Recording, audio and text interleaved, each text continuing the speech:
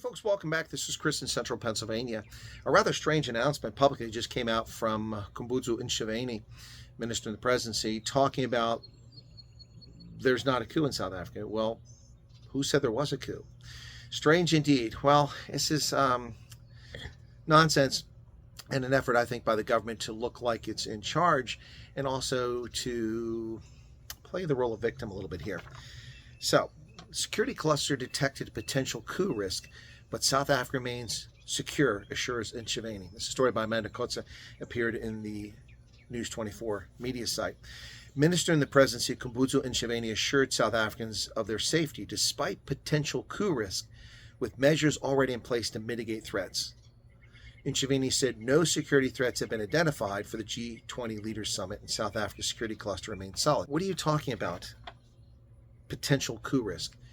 Well, that's no state secret. That was all unveiled and revealed and just showed you how weak the edifice of security is in South Africa on July 4th, 2021 at the Mooi River Plaza, when 100 semi-trucks were torched in domestic terrorism and an insurrection began in South Africa that nearly toppled the government of South Africa in KwaZulu-Natal over a period of many days.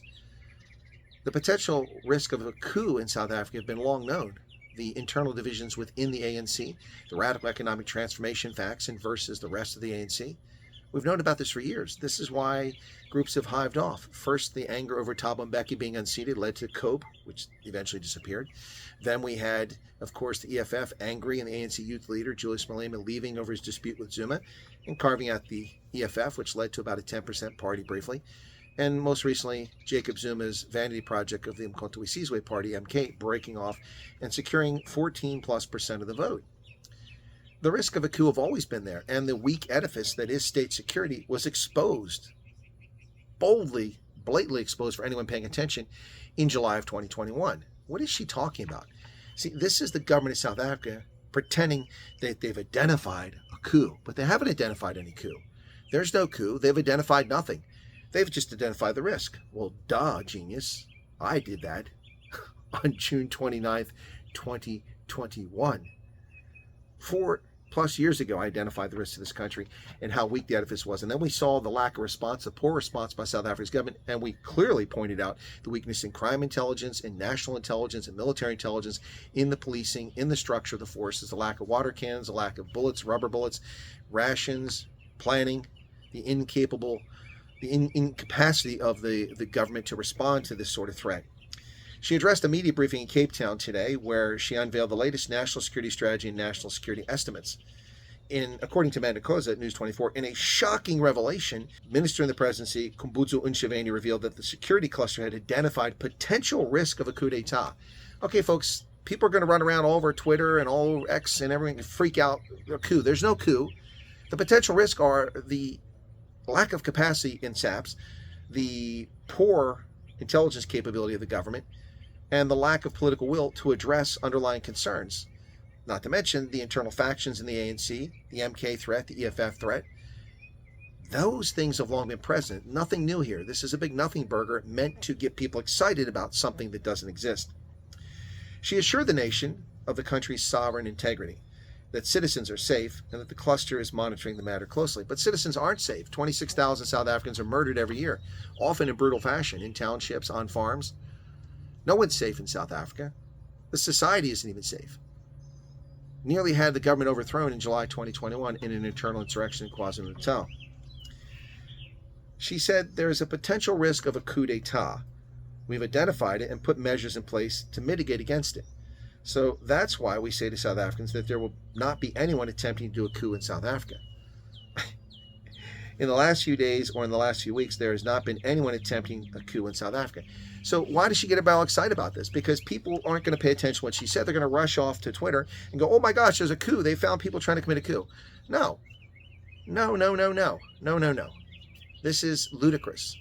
The way this is presented is ludicrous. What should have been said is the latest national security estimate is out there, and South Africa faces no internal threats.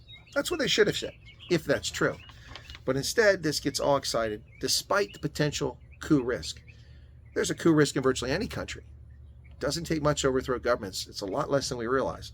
At times, it goes quite fast. She said, even though there is no coup identified, this does not mean that people are not planning one. What the hell is that? Of course, we know the only recent well-known coup effort or desire for coup that was revealed was years ago, the Boermog. And of course, we all know now that most of the people that were in the Boermog weren't even Boermog members, but they were government agents.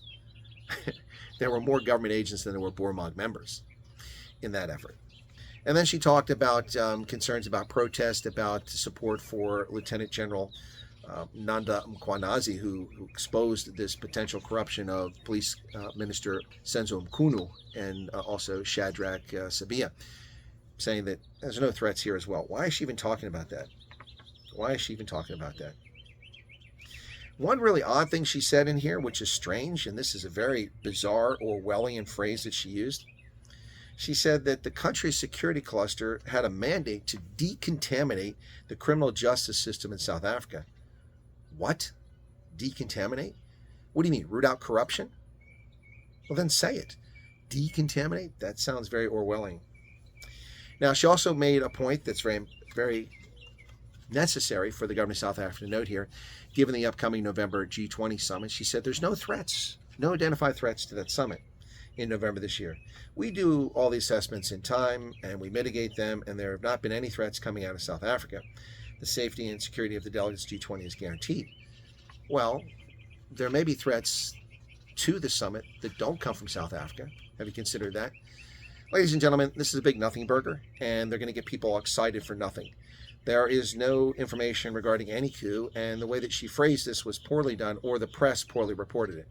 So relax, no coup, no threats of a coup. As far as coup risks, I identified those over 4 years ago. This is a weak government which has an edifice. It's a Potemkin village. It would take very little force to bring this government down. Let's hope that, and no one attempts that. No one wants violence. No one wants to see the undemocratic overthrow of a government. We'd much rather see people resign who are not legitimate in governance. But there you have it, folks. A little bit of drama for no reason. But hey, it's South Africa. If there wasn't drama, nothing to be happening, right? What say you, South Africa? What say you, Mzansi? Hey, world. Are you watching South Africa? This one's interesting. Cheers.